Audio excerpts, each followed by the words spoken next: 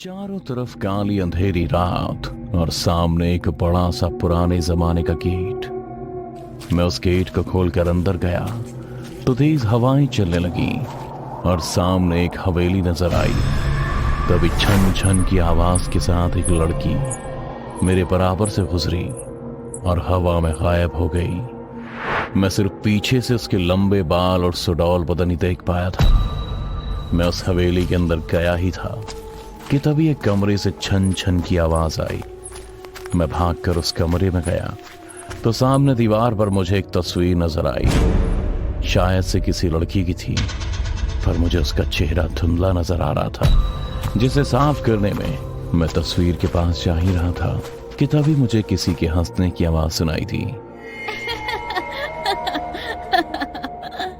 हंसी की आवाज सुन मैं डर गया और तभी किसी ने पीछे से मुझे पकड़ा और मेरी गर्दन पर अपने दांत गड़ा दिए। मेरे जिस्म से खून का एक कतरा चूसने लगी। मैं दर्द से तड़प रहा था, छटपटा रहा था कि अचानक ही मैं चिल्लाता हुआ नींद से जाग गया। उस वक्त रात के 3 बज रहे थे और ये सपना मुझे हर पूर्णमासी की रात आया करता था। अगली सुबह मैं कॉलेज जल्दी चला गया। हमारे कॉलेज का फाइनल ईयर चल रहा था और आखिरी साल में मैं और मेरी गर्लफ्रेंड जानवी और मेरा बेस्ट फ्रेंड विराज, हम तीनों ने कुछ अच्छी मेमोरीज बनाने के लिए एक रोड ट्रिप प्लान की। विराज ड्राइव कर रहा था। मैं और मेरी गर्लफ्रेंड जानवी, हम दोनों बैक सीट पर चिपक कर बैठे हुए थे। कार तेज रफ्तार के साथ रोड से गुजर रही थी। तभी विराज ने कहा, यार तुम लोग ये चिपका चिपकी बंद करोगे क्या? ये तो देख लो कि मैं भी कार में मौजूद हूँ। जानवी, क्या तुम्हें भी किसी से जलने की बू आ रही है? अब तेरी कोई गर्लफ्रेंड नहीं है तो इसमें हमारी क्या गलती है बे? मेरी बात सुन विराज का मुंह बन गया। उसने चिढ़ते हुए फिर कहा, रुक, अभी रिया को कॉल लगाता हूँ। वो कह रही थी कि उसके साथ उसकी एक कजिन मेघना भी आने वाली है। इतना कहकर जब विराज ने कॉल लगाया तो उसका मूड और खराब हो गया, क्योंकि रिया नहीं आने वाली थी और ना ही उसकी कोई कजिन मेघना। विराज का उतरा मुंह देख मेरी और जानवी की हंसी नहीं रुक रही थी। विराज ने भी चिढ़ते हुए कार का म्यूजिक तेज कर दिया। हम लोग एक ढाबे से गुजर ही रहे थे कि अचानक ही विराज ने इतनी तेज ब्रेक लगाई कि मैं और जानवी एक दूसरे में समाने वाले थे। विराज यार, इतना भी क्या गुस्सा? इस पर विराज बोला, गुस्सा नहीं हूँ यार, वो देख ढाबे पर कौन खड़ी है, रिया की कजिन मेघना। इतना कहकर विराज कार को मेघना के पास ले गया। मेघना, आप रिया की कजिन हो राइट? लेकिन उसने तो कहा था कि वो नहीं आ रही है। इस पर मेघना ने मुस्कुराते हुए कहा, अगर वो नहीं आ पाई तो क्या मैं भी नहीं आ सकती? नहीं नहीं, ऐसी बात नहीं है, प्लीज कम। विराज से कहते हुए मेघना कार का दरवाजा खोलकर आगे वाली सीट पर बैठ गई। कार फिर से रफ्तार पकड़ चुकी थी। हम सभी के बीच बातें शुरू हुई और काफी देर तक चली। हम लोग अब घने जंगल के रास्ते पर थे। ये रास्ता तो बहुत ही सुनसान और जंगली है, यहां से कार और तेजी से निकालना, ओके? मैंने विराज से कहा। तभी मेघना बोली, नहीं, संभल कर चलो, जंगल का कुछ पता नहीं, न जाने कब कौन सा पेड़ गिरे और रास्ता बंद हो जाए। उसने ऐसा कहा ही था कि कुछ ही दूरी पर हमें रास्ते पर एक बड़ा सा पेड़ गिरा नजर आया। हम सभी कार से बाहर निकल आगे क्या करना है इस बारे में बात कर ही रहे थे कि तभी मेघना ने उंगली से इशारा करते हुए कहा, शायद वहां से हमें कोई मदद मिल जाए। सामने एक बड़ा सा गेट नजर आ रहा था। ये वही गेट था जो मुझे मेरे सपने में दिखाई देता था। ये देखकर मैंने कुछ नहीं कहा और फिर सबके साथ उस तरफ चल दिया। जब हम अंदर गए तो मेरा सिर दर्द के मारे फटने को हो गया। वो हवेली वही थी जो मुझे सपने में दिखा करती थी। वही हॉल, वही कॉरिडोर, वही कमरों के दरवाजे, सब कुछ। कमाल है, इतनी बड़ी हवेली और यहाँ कोई नहीं रहता। विराज हवेली की दीवारों को गौर से देखता हुआ सबसे कह रहा था कि तभी मेघना बोली, क्यों ना हम सभी एक ही कमरे में ठहर जाएं, थोड़ी बातें भी हो जाएंगी। नहीं नहीं, करण और मैं एक कमरे में ठहरेंगे और मेघना तुम चाहो तो विराज के साथ रुक सकती हो। उसकी कोई जरूरत नहीं, हम अलग अलग ही ठहर जाएंगे। और मेघना, तुम चाहो तो विराज के साथ रुक सकती हो। मेघना ने मुझसे नजरें मिलाते हुए जानवी से कहा। फिर विराज और मेघना दोनों अलग अलग कमरों में चले गए। मेरी नजर एक कमरे के दरवाजे पर पड़ी जो किसी के जैसा दिखाई दे रहा था, जो मुझे सपनों में दिखता था। मैंने तुरंत ही जानवी का हाथ थामा और उस कमरे की ओर चल दिया। अंदर जाकर देखा तो दीवार पर एक तस्वीर लगी थी जो ठीक वैसी ही थी जो सपने में मुझे नजर आती थी। इधर विराज अपने कमरे में बैठा मेघना पर चांस मारने की कोशिश कर रहा था। अपने इसी अरमान को पूरा करने के लिए वो मेघना के कमरे की ओर चल दिया। उसने जैसे ही दरवाजा खोला तो मेघना सामने ही खड़ी थी। दोनों का चेहरा एक दूसरे के आमने सामने था। ओह सॉरी, लगता है तुम बाहर ही जा रही थी। विराज ने मेघना को देखते ही कहा। हाँ, मैं करण के पास जा रही हूँ। करण के पास? उसके पास तो ऑलरेडी जानवी है ना। मेरी कोई गर्लफ्रेंड नहीं है। तुम चाहो तो हम रिलेशनशिप स्टार्ट कर सकते हैं। रिलेशनशिप की बात सुन मेघना ने तमतमाते हुए विराज से कहा। Just shut up, okay? मेरा करण से मिलना बहुत जरूरी है, वरना। मेघना भी बोल ही रही थी कि विराज ने उसकी कमर में हाथ डाल मेघना को अपनी तरफ खींच लिया। इधर करण भी तस्वीर को देखकर बेचैन हो उठा। उसके मन के सवाल परवान चढ़ने लगे थे, क्योंकि जिस लड़की का चेहरा करण को तस्वीर में नजर आया था वो दरअसल कोई और नहीं बल्कि मेघना ही थी। मैं भी इस सवाल से जूझ ही रहा था कि तभी रिया का मैसेज आया। इसका मतलब था कि ये मेघना वो है ही नहीं जो हम उसको समझ रहे थे। तो फिर वो है कौन?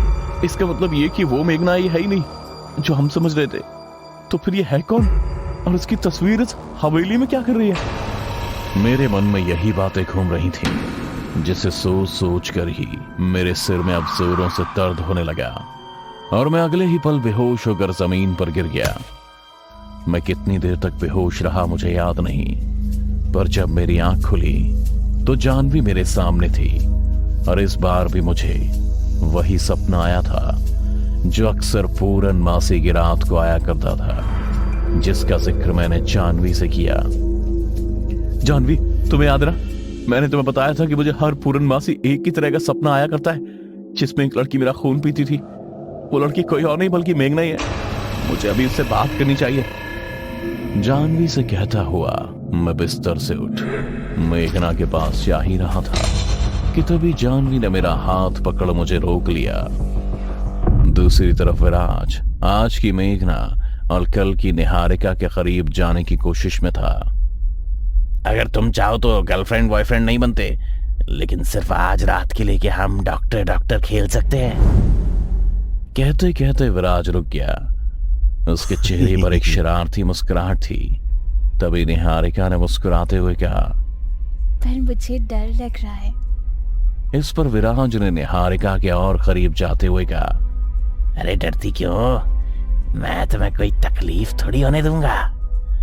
इतना कहकर विराज ने दूसरा हाथ भी निहारिका की कमर में डाला और उसको करीब खींच लिया। उसको महसूस हुआ कि उसकी कमर बहुत ही ठंडी है। तुम्हारा जिस्म तो बर्फ के जैसे ठंडा है। विराज की इस बात का निहारिका को जवाब दे पाती, इससे पहले ही निहारिका के होठों पर विराज ने अपने होठ रख दिए। निहारिका भी विराज की वासना की आग में किसी आहुति की तरह समर्पित होती जा रही थी। उसने भी विराज के जिस्म को नोचना खसोटना चालू कर दिया था। तभी उसे महसूस हुआ कि निहारिका के नाखूनों से उसकी गर्दन छिलने लगी है। विराज दर्द से कराहता हुआ निहारिका को उससे दूर कर देता है, पर जैसे ही उसकी नजर निहारिका के चेहरे पर गई वो डर के मारे कांपने लगा था। निहारिका की आंखें लाल थी, नाखून लंबे और दांत किसी भेड़िए के जैसे हो चुके थे। क्यों चिल्ला रहे हो विराज? क्या अब मेरे साथ रात गुजारने का मन नहीं कर रहा? मैं तो तुम्हारी गर्लफ्रेंड हूँ ना। इतना कहकर निहारिका उस पर झपट पड़ी और उसकी गर्दन पर अपने दांत गाड़ दिए। कमरे में विराज की चीख गूंज गई और अगले ही पल विराज एड़ियां रगड़ता हुआ मौत की नींद सो गया। मैं ऐसा नहीं होने दूंगा, हम लोग अभी यहां से निकलते हैं, करण जानवी से कहता हुआ इस जगह से निकलने को कह रहा था। इस पर जानवी बोली, निहारिका से भागना आसान नहीं है। अगर उससे हमेशा हमेशा के लिए छुटकारा पाना है तो तुम्हें उसे जान से मारना होगा, तभी वो हमारा पीछा छोड़ेगी। ये कहते हुए जानवी ने निहारिका की तस्वीर के नीचे रखी हुई कबर्ड खोली और उसमें एक चंडी का खंजर निकाल करण को देते हुए कहा, इसको छुपाकर अपने पास रख लो, मौका मिलते ही उस पर हमला कर देना। जानवी अभी बोल ही रही थी कि तभी दरवाजे पर किसी ने दस्तक दी। लगता है कि वो आ गई। उसको बताना नहीं कि मैं यहाँ पर हूँ और तुमको पिछले जन्म की सारी बातें याद दिला दी है। करण से कहते हुए जानवी पर्दे के पीछे छिप गई। मैंने दरवाजा खोला तो निहारिका मेरी आंखों के सामने खड़ी थी, लेकिन मेरे पिछले जन्म वाले अवतार में वही लाल साड़ी से चमकता सुडौल शरीर, खुले लंबे बाल, बड़ी बड़ी आंखें। उस समय कोई भी मर्द उसको देखता तो उसका बहक जाना लाजमी था। वो मुझे देखकर मुस्कुरा रही थी, फिर अपनी तस्वीर की तरफ देखकर बोली, करण, इस तस्वीर को देखकर तुमको सब कुछ याद आ गया होगा, है ना? लेकिन फिर भी अगर तुमको कुछ पूछना है तो तुम मुझसे पूछ सकते हो। निहारिका की बात सुन मैंने प्यार से उसकी गर्दन पर हाथ फेरा और उसको अपने करीब खींच लिया। सब कुछ याद है मेरी जान? तुमने इतने सालों तक मेरा इंतजार किया है। किसी नसीब वालों को ही तुम जैसी मोहब्बत करने वाली मिल सकती है। इतना कहकर मैंने निहारिका को कस के गले लगा लिया। मेरा हाथ उसकी कमर पर बेतहाशा चल रहा था। ये देख जानवी पर्दे से बाहर आ गई। ये तुम क्या कर रहे हो करण? जानवी की आंखों में गुस्सा था। वो अपने पिशाचिनी रूप में आ चुकी थी। वो गुस्से में निहारिका पर हमला करने चाह ही रही थी कि तभी मैंने जानवी का दिया हुआ चंडी का खंजर उसके पेट में घोंप दिया। उसके मुंह से दर्दनाक चीख निकली। उसके पेट से निकलता हुआ नीला खून जमीन पर गिर रहा था। वह हैरानी से मुझे घूर रही थी, जैसे कि वो मुझसे सवाल कर रही हो कि मैंने ऐसा क्यों किया। जब मैं बेहोश हुआ था तो मुझे फिर से वही सपना आया था जिसका जिक्र मैंने पहले भी किया था, लेकिन इस बार मुझे कुछ भी धुंधला नहीं बल्कि सब कुछ साफ नजर आ रहा था। पिछले जन्म में मैं और जानवी नहीं बल्कि निहारिका और मैं एक दूसरे से प्यार करते थे, लेकिन जानवी को इससे जलन हो रही थी। उसने ही पिछले जन्म में मेरा खून चूस कर मुझे मार डाला था। मेरे मरने के बाद निहारिका भी मर जाना चाहती थी, लेकिन ऐसा संभव नहीं था। इसीलिए उसने मुझे दोबारा से जिंदा करने के लिए पिशाच देव की उपासना की। उन्होंने प्रकट होकर उसको बताया कि मैं फिर से जन्म ले सकता हूँ, लेकिन उसके लिए उसको इसी हवेली में अकेले 20 सालों तक उनकी तपस्या करनी पड़ेगी। मतलब मेरे 20वें जन्मदिन के बाद पूर्णमासी से पहले वो मेरे सामने नहीं आ सकती थी। इसीलिए आज की रात वो मेरे सामने आई। भगवान का शुक्र है कि सही समय पर मुझे वो सपना आया और मुझे सच का पता चल चुका, वरना जानवी ने तो पूरी तैयारी कर ली थी मेरे हाथों मेरे प्यार निहारिका को मरवाने की। भले ही वो एक पिशाचिनी है, लेकिन उसने 20 साल तक मेरा प्यार पाने के लिए खुद को कैद रखा। मैं उसको कैसे छोड़ सकता हूं। जानवी के मरने के बाद मैंने निहारिका के होठों पर अपने होठ रख दिए और अपनी सांसों से कहा, आई लव यू निहारिका। मेरी आंखों में आंसू थे और उसकी आंखें नम थीं। मैं निहारिका का हाथ पकड़ अभी हवेली से बाहर निकला ही था कि अचानक 2 लड़कों ने हम दोनों को अकेले देखा और हमको परेशान करने के लिए आ गए। केले खाएगा? हमें भी भूख लग रही है। अरे खिलाएगा क्यों नहीं, और अगर नहीं खिलाएगा तो इसकी गर्लफ्रेंड के सामने इसको जिंदा से मुर्दा कर देंगे। उन दोनों की बातें सुन निहारिका खुद ही मुस्कुराते हुए उन दोनों की ओर चलने लगी। वो हर कदम के साथ अपने पिशाचिनी वाले अवतार में आती जा रही थी। इससे पहले कि वो लड़के कुछ समझ पाते, निहारिका ने उन दोनों लड़कों पर हमला कर दिया